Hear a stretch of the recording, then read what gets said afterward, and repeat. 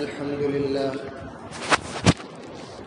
لله وحده لا شريك له والصلاة والسلام على محمد لا نبي بعده ولا رسالة بعد رسالتي ولا نبوة بعد نبوتي ولا كتاب بعد كتابي ولا شريعة بعد شريعتي ولا معصوم بعد اسمتي ولا سنة بعد سنتي ولا أمة بعد أمتي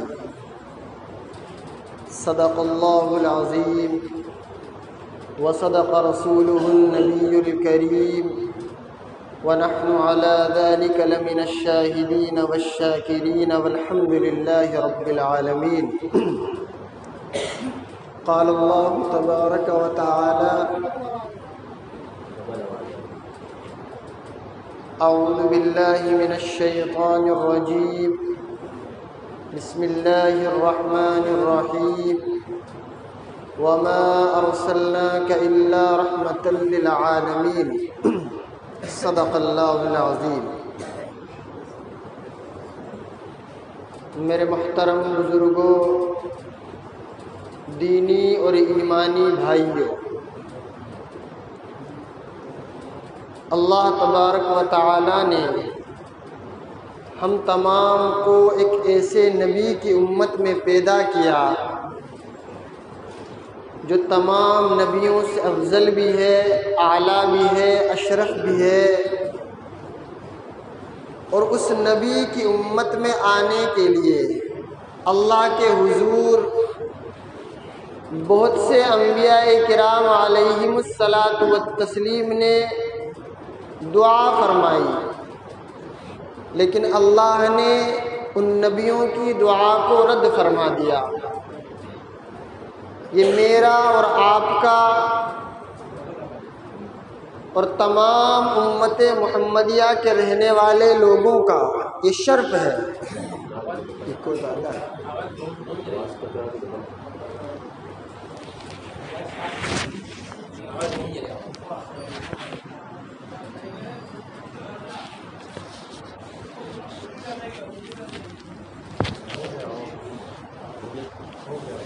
بہرے کیف ہم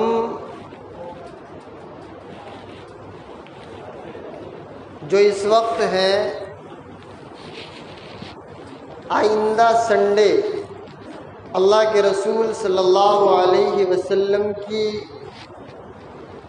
پیدائش کہہ لیجئے یا وفات کہہ لیجئے، 12 ربیع الاول، اختلاف ہے اس کے اندر کہ اللہ کے رسول صلی اللہ علیہ وسلم کب پیدا ہوئے۔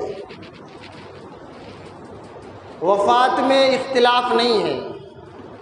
جن لوگوں نے اللہ کے رسول صلی اللہ علیہ وسلم کی پیدائش 8 ربیع الاول کہی ہے، انہوں نے وفات 12 ربیع الاول کہی ہے۔ جنہوں نے 9 ربیع الاول اللہ کے رسول کی پیدائش کہی ہے، انہوں نے 12 ربیع الاول کو اللہ کے رسول صلی اللہ علیہ وسلم کے جانے کا دن لکھا ہے۔ اور جن لوگوں نے اللہ کے رسول کی پیدائش 12 ربیع الاول کہا ہے، علامہ ابن کثیر رحمۃ اللہ علیہ، حافظ ابن حجر عسقلانی، انہوں نے وفات کا دن بھی 12 ربیع الاول لکھا ہے۔ بات سمجھ میں یہ آئی کہ پیدائش میں اختلاف ہے، وفات میں اختلاف نہیں ہے۔ اب 12 وفات کو منانا ہے یا نہیں منانا، یہ الگ مسئلہ ہے کہ منانا چاہیے یا نہیں منانا چاہیے۔ جیسے کہ ابھی سوشل میڈیا پر آپ لوگ دیکھیں گے بھرمار لگی پڑی ہے، کوئی 63 کلو کا کیک بنائے گا، کوئی 63 سینٹی میٹر لمبا کیک بنائے گا، بہت سی خرافاتیں آپ کو دیکھنے کے لیے ملیں گی۔ بہرکیف نبی کے وجود اور نبی کے دنیا میں آنے کا مقصد کیا ہے، مقصد اصلی وہ ہمیں سمجھنا چاہیے کہ آپ کی جو پیدائش اللہ نے کی وہ کیوں کی؟ کہ دنیا میں رہتے ہوئے انسان کو اپنے خالق کو نہیں بھولنا ہے۔ یہی محمد عربی صلی اللہ علیہ وسلم کی بعثت کا مقصد حقیقی ہے۔ اس میں آپ کا معاشرہ بھی آ گیا، اخلاق بھی آ گئے، معاملات بھی آ گئے، تمام تر چیزیں اللہ کے رسول صلی اللہ علیہ وسلم کی بعثت کے اندر آ گئی۔ لوگ زبان سے کہتے ہیں، آپ صلی اللہ علیہ وسلم نے عملی طور پہ کر کے بتا دیا کہ پیدائش سے لے کر کے موت تک زندگی کا کوئی بھی کونا آپ اپنے نبی کا اٹھا کر کے دیکھو، آپ اس کے اندر رائی کے دانے کے برابر بھی کمی نہیں پائیں گے۔ مکمل ہی نہیں، رسول پاک صلی اللہ علیہ وسلم کی ذات ہر معاملے میں اکمل ہے، کامل ہے۔ اخلاق کے اعتبار سے قرآن کہتا ہے اِنَّكَ لَعَلَىٰ خُلُقٍ عَظِيمٍ۔ معاشرہ نبی نے وہ بنایا، احادیث مبارکہ میں آتا ہے کہ ایمان والا تو چھوڑ دو، منافق کی بھی جماعت کی نماز چھوڑنے کی ہمت نہیں ہوتی ہے۔ جو دل کے اندر تو کفر رکھتا ہے اور زبان پہ اللہ اللہ اور رسول اللہ کرتا ہے، اس کے اندر بھی طاقت نہیں تھی۔ وہ معاشرہ اللہ کے رسول نے بنایا۔ ہم صرف مسجد کے اندر مسلمان نظر آتے ہیں، مسجد کے باہر آپ دیکھو، جمعے کی نماز کا بھی سلام پھرے گا، ہم سب سے پہلے ٹوپی اتاریں گے اور جیب میں لیں گے، یعنی کہ ہم مسجد کے باہر والے جو زندگی ہے، جو معاشرہ ہے، اس پر ایمان والا ہم نظر آنا نہیں چاہتے۔ نبی نے وہ معاشرہ نہیں بنایا، ٹرینڈ کر کے بتایا۔ اپنے سوالات انبیاء علیہ الصلوۃ والتسلیم نے جو کارنامہ نہیں کیا، وہ آپ صلی اللہ علیہ وسلم نے کیا کہ سوالات صحابہ کو اخلاق کے اعتبار سے، معاملات کے اعتبار سے، معاشرے کے اعتبار سے اس طرح کھڑا کر کے گئے کہ رہتی دنیا ایسی مثال دینے سے قاصر، مثال پیش نہیں کر سکتی۔ ہم اور آپ کو ایک بیوی سنبھالنا مشکل ہوتا ہے، نبی نے 11 کا ایگزامپل دیا ہے، دیا ہے کہ نہیں دیا ہے؟ 12 ربیع الاول میں بھی مانتا ہوں، لیکن مناتا نہیں۔ ماننا سب کو ہے، منانے کی کہاں تک گنجائش؟ اللہ کے رسول صلی اللہ علیہ وسلم اپنی ماں کے پیٹ کے اندر ہیں۔ حضرت آمنہ خود فرماتی ہیں کہ میں اور عورتوں سے ذکر کرتی ہوں کہ آپ لوگوں کو جو حمل کے دوران تکلیف ہوتی ہے وہ مجھے نہیں ہوتی ہے۔ یہ اللہ کے رسول کی آمد پر اور خصوصی آپ صلی اللہ علیہ وسلم کی والدہ کے لیے رحمت تھی۔ آپ خود فرماتی کہ مجھے پتہ ہی نہیں چلا کہ میرے پیٹ کے اندر محمد عربی صلی اللہ علیہ وسلم ہیں۔ میں چلتی ہوں تو درخت مجھے جھک کے سلام کرتے ہیں، میں چلتی ہوں تو پتھر مجھے سلام کرتے ہیں۔ وہ نبی اللہ نے مجھے اور آپ کو دیا ہے۔ آپ کو درد نہیں ہوتا ہے، تکلیف نہیں۔ آپ زمزم کے کنویں پر تشریف لے جاتی ہیں پانی بھرنے کے لیے، روایتوں کے اندر آتا ہے کہ پانی خود اوپر آ جاتا ہے۔ یہ رسول اکرم کا اعزاز ہے۔ جب پانی زیادہ ڈاؤن ہو گیا تو عورتیں مشقت سے بچنے کے لیے حضرت آمنہ کو گھر سے بلا کر کے لاتی ہیں کہ تو یہاں پہ کھڑی رہے۔ تیرا کھڑا رہنا ہمارے لیے باعث رحمت ہے کہ پانی خود بخود اوپر آ جاتا ہے۔ میں وہ برڈے مناتے نا، اس پہ آ رہا ہوں۔ آپ صلی اللہ علیہ وسلم پیدا ہو جاتے ہیں، دنیا کے اندر تشریف لے آتے ہیں۔ برڈے منائیے، لیکن یہ دیکھیے کہ منایا کس نے۔ روایتوں کے اندر آتا ہے جب آپ صلی اللہ علیہ وسلم دنیا کے اندر تشریف لائے تو آپ کے چچا ابو لہب، اس نے آپ صلی اللہ علیہ وسلم کی پیدائش کی خوشی میں، برتھ ڈے کی خوشی میں 100 اونٹ ذبح کیے۔ کتنے اونٹ ذبح کیے؟ اور قرآن نے ابو لہب کے بارے میں کیا کہا؟ تبت یدا ابی لہب وتب۔ اب آپ کو برتھ ڈے منا کے ابو لہب کے ساتھ جانا ہے یا نبی کے ساتھ آنا ہے؟ بھائی ہم میں سے کچھ لوگ ہیں یہاں پہ بھی موجود ہیں، ایسا نہیں ہے، یہ تو معاشرہ ہے، ہم میں سے بھی کچھ لوگ ہیں برتھ ڈے مناتے ہیں۔ آپ صلی اللہ علیہ وسلم دنیا کے اندر 63 سال رہے۔ کتنے سال؟ کبھی آپ نے کسی صحابی کو کہا کہ آؤ میرا برتھ ڈے ہے مناؤ؟ لائیے اگزامپل۔ 12 ربیع الاول کو میں بھی مانتا ہوں، دل سے مانتا ہوں، لیکن مناتا نہیں۔ آپ دنیا سے پردہ فرما دیتے ہیں۔ سیدنا ابو بکر صدیق رضی اللہ تعالی عنہ کا زمانہ خلافت 2 سال 4 مہینے ہے، 2 بار 12 ربیع الاول آتا ہے۔ آپ نے کہا کہ میرے آقا کا برتھ ڈے آؤ مناتے، نہیں ملے گا آپ کو، آپ دنیا سے چلے جاتے ہیں۔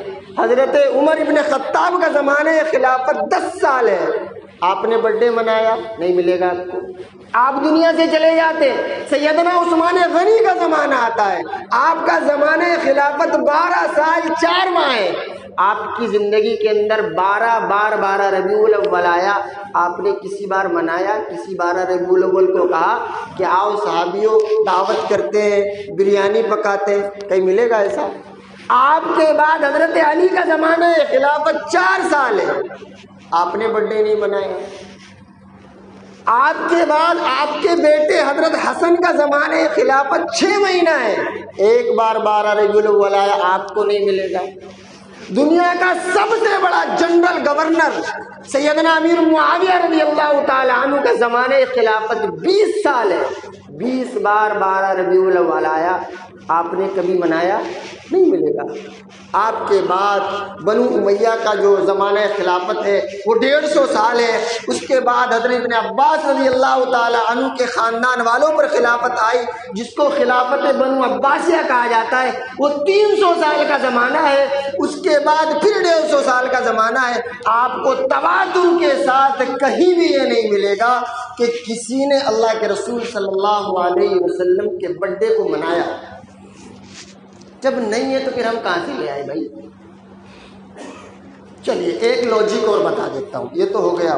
قرآن نے کہا ہے ان عدت الشہور عند اللہ 12 شہرا فی کتاب اللہ۔ سوچنے والی بات ہے، سوچے گا کہ اللہ کے نزدیک جو مہینوں کی تعداد ہے، محرم، صفر، ربیع الاول، ربیع الثانی، جمادی الاول، جمادی الاخر، رجب، شعبان، وہ 12 ہے۔ کتنی ہے؟ 12۔ یہ کب سے ہے؟ فی کتاب اللہ، اللہ کے علم میں، یوم خلق السماوات والارض، جب سے اللہ نے زمین اور آسمان کو بنایا تب سے۔ مہینوں کی تعداد کتنی ہے؟ 12۔ اس کے اندر اللہ فرماتا ہے 4 مہینے، ایک رجب، ایک ذی قعدہ، ایک ذی الحجہ اور ایک محرم، یہ حرمت اور عزت والے مہینے۔ کون سے مہینے ہیں؟ 4 حرم، 4 حرمت والے مہینے ہیں جن کا اکرام اعزاز اللہ نے قرآن کے اندر فرمایا۔ ایک رجب کا مہینہ ہے، ایک ذی قعدہ ہے اور ایک ذی الحجہ، اور ایک اس کے اندر ربیع الاول کا مہینہ ہے۔ بولیے نا زور سے، ہے نہیں ہے نا؟ تو اللہ کو نعوذ باللہ یہ نہیں پتا تھا کہ میں اپنے سب سے موسٹ امپورٹنٹ نبی کو پیدا کرنے والا ہوں، ان 4 حرمت والوں کسی مہینے میں سے ایک مہینے میں پیدا کر دوں؟ یہ تو اللہ نے جب زمین اور آسمان کو بنایا، یوم خلق السماوات والارض، تب سے اللہ کے نزدیک یہ 4 حرمت والے مہینے ہیں۔ تو اللہ کو نہیں بتاتا کہ میں جس انسان کو نبی بنا کر کے بھیج رہا ہوں، جو سارے نبیوں کا سردار ہے، اس کو ربیع الاول کے مہینے میں کیوں پیدا کروں؟ رجب میں پیدا کر دیتے، ذی قعدہ میں پیدا کر دیتے، ذی الحجہ میں، محرم میں پیدا کر دیتے۔ یہ اللہ کے نزدیک عزت اور احترام والے مہینے ہیں، اللہ نے نہیں پیدا کیا۔ میرے محترم بزرگوں اور دوستو، یہ سب کے سب شیاطین اور شیطان کے حربے ہیں انسان کو بھٹکانے کے لیے۔ جو جنت کی راہ، جو ٹریک ہے، اس سے انسان کو ہٹانے کے لیے سارے کے سارے شیطانی حربے ہیں، جن کو نہ میں سمجھ رہا ہوں نہ آپ سمجھ رہے ہیں۔ چلے جا رہے ہیں بے راہ ربی والی زندگی گزارتے ہیں۔ بس سوشل میڈیا پر بھروسہ کر کے بیٹھے ہیں، جو مل گیا سو مل گیا، جو مان لیا سو مان لیا۔ کیا کہہ رہا ہے کہنے والا، کہاں سے کہہ رہا ہے؟ میں فرض کرو ایک چھوٹی سی ویڈیو کلپ بناؤں جس میں میں نہ دکھتا ہوں اور بس آؤل جلول بک دوں اور اس کو کہیں پہ بھی سوشل میڈیا پر اپلوڈ کر لو، تو کتنے لوگ ایسے ہیں جو اس چیز کو مان لیں گے کہ یہ بات صحیح ہے؟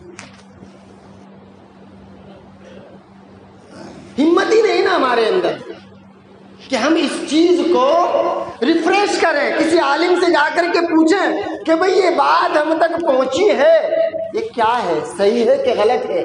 کہہ دیا مان لیا۔ بہت سے لوگ ہیں الحمدللہ پوچھتے مسائل، بلکہ مجھے بھی خوشی ہوتی ہے، میں بھی کتابوں کے اندر جاتا ہوں، نکال کے لا کر کے دیتا ہوں، لیکن کچھ لوگ ہوتے ہیں مان لیا۔ کیسے مان لیا؟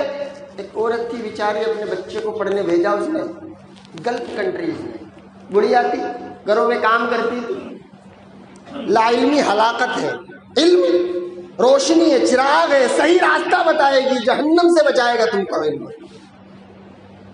جو مسلمان پریشان ہے نا ایک کم علمی کی بنیاد پر، اپنے آپ کو بہت کچھ سمجھ رہا ہے لیکن ہے کچھ بھی نہیں، اخلاقی اعتبار سے متزلزل ہے، کوئی معاملات کرنا نہیں چاہتا، کاروباری طور پہ بائیکاٹ ہو رہا ہے، آپ دیکھ لو جگہ جگہ، اس کی وجہ کیا ہے سب ہمارے سامنے ہے۔ تو اس بڑھیا نے اپنے بچے کو جب پڑھنے بھیجا، وہ بڑا اعلیٰ ڈاکٹر بن گیا، اتنا بڑا ڈاکٹر بن گیا کہ اس کو جس ڈاکٹر کے وہ میڈیکل کالج میں پڑھا وہیں پر اس کو پروفیسر کی نوکری ملی، لیکچرار ہو گیا، ہندوستان وہ آ نہ سکا۔ اب والدہ کے اخراجات کے لیے وہ چیک بھیجا کرتا تھا والدہ کو، اتنے لاکھ کا چیک ہر مہینے، والدہ سوچتی بیٹے کا خط آیا ہے، چومتی اور کپاٹ میں رکھ دیتی۔ بھوک مری سے تنگ آ کر کے، صحیح علاج نہ ہونے کی بنیاد پہ آ کر کے ایک دن بڑھیا مر گیا۔ بیٹے کو بڑا افسوس ہوا، میں نے تو مہینے میں لاکھوں روپیہ ماں کو بھیجا ہے، ماں اور ڈاکٹر رپورٹ بتاتا ہے کہ وقت پر صحیح علاج نہ ہونے کی بنیاد پر ماں مر گئی۔ یہ کیسے ہو سکتا ہے بھئی، یہ کیسے ہو سکتا ہے؟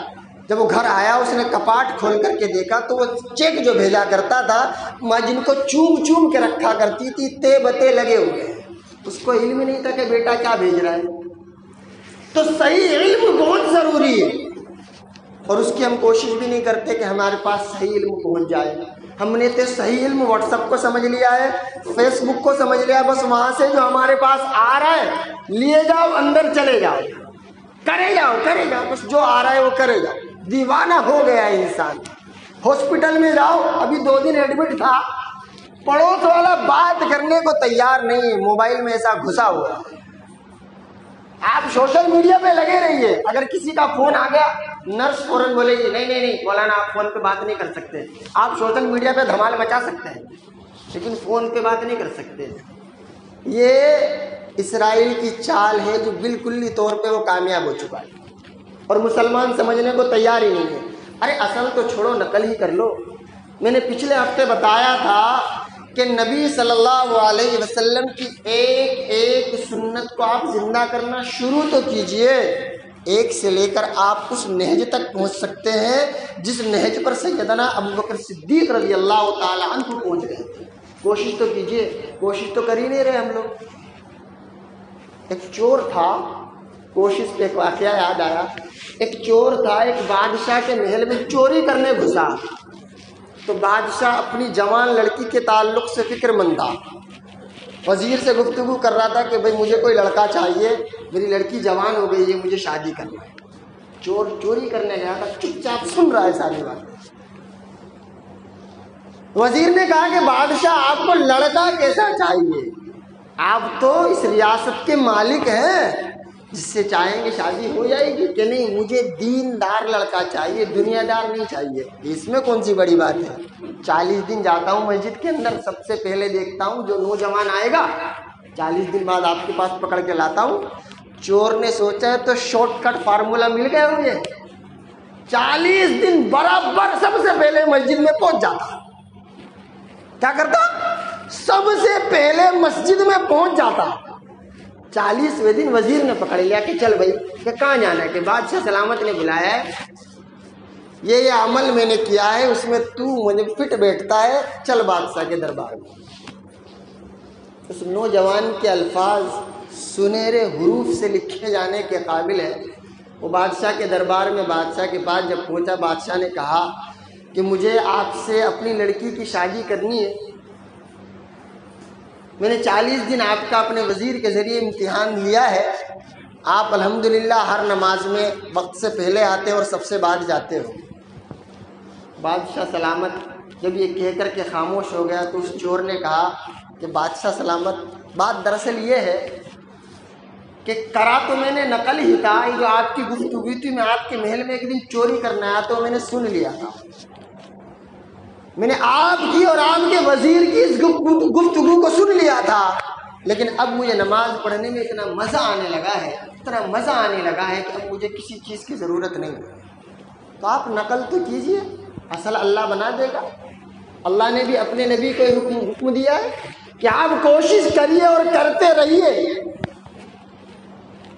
زبان پر لانا آپ کا کام ہے، دل میں اتار دینا میرا کام ہے، تو آپ کوشش تو کیجئے اپنے آپ کو اخلاقی اعتبار سے درست کرنے کی، آپ کوشش تو کیجئے اپنے معاملات کو سدھارنے کی۔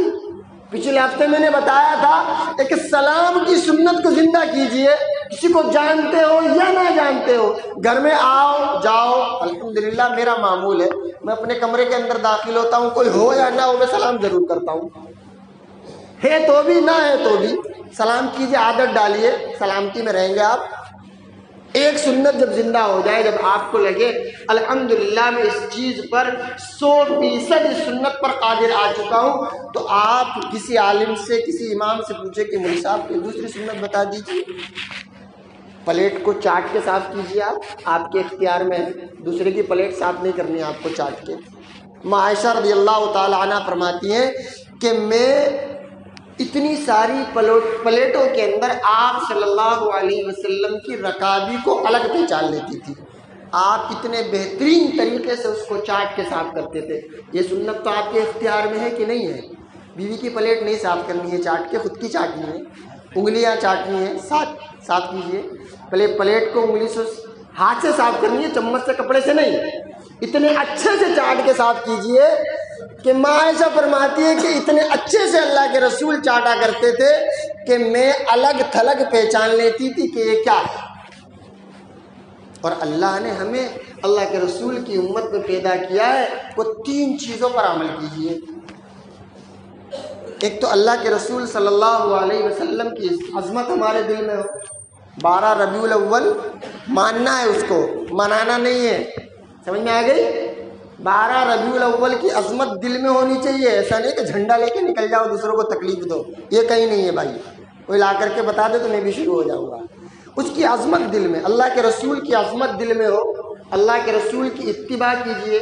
تیسری، تمام کائنات میں اللہ کے بعد اللہ کے رسول صلی اللہ علیہ وسلم سے محبت کیجیے،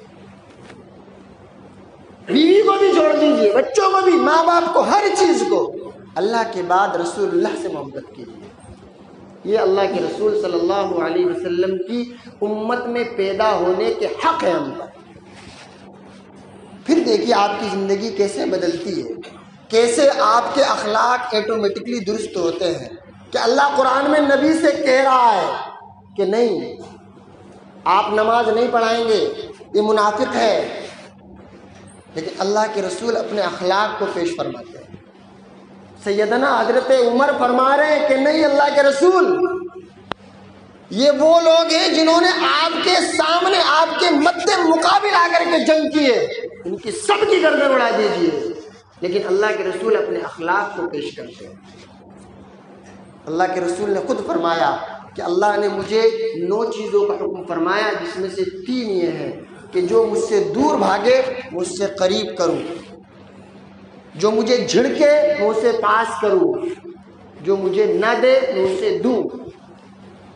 آج میرے محترم بزرگوں اور دوستو، ہماری سب سے بڑی کمیاں یہی ہیں کہ ہمارے پاس ہر چیز کے لیے وقت ہے، اگر وقت نہیں ہے تو پیارے حبیب صلی اللہ علیہ وسلم کی ذات عالی کو جاننے کا کہ آپ کا مقصد اصلی کیا ہے، آپ کو کیوں مبعوث کیا گیا۔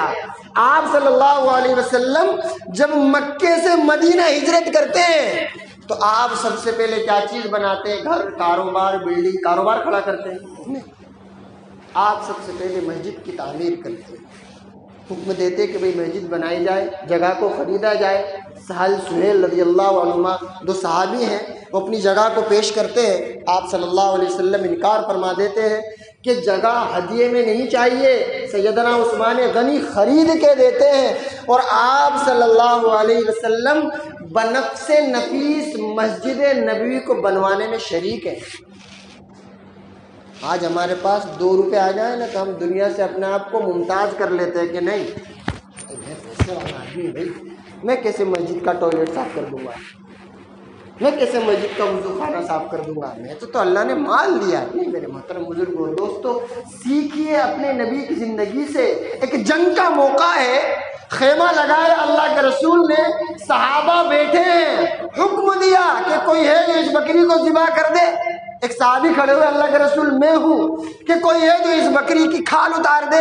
اللہ کے رسول میں ہوں۔ کوئی ہے جو اس کی بوٹیاں بنا دے؟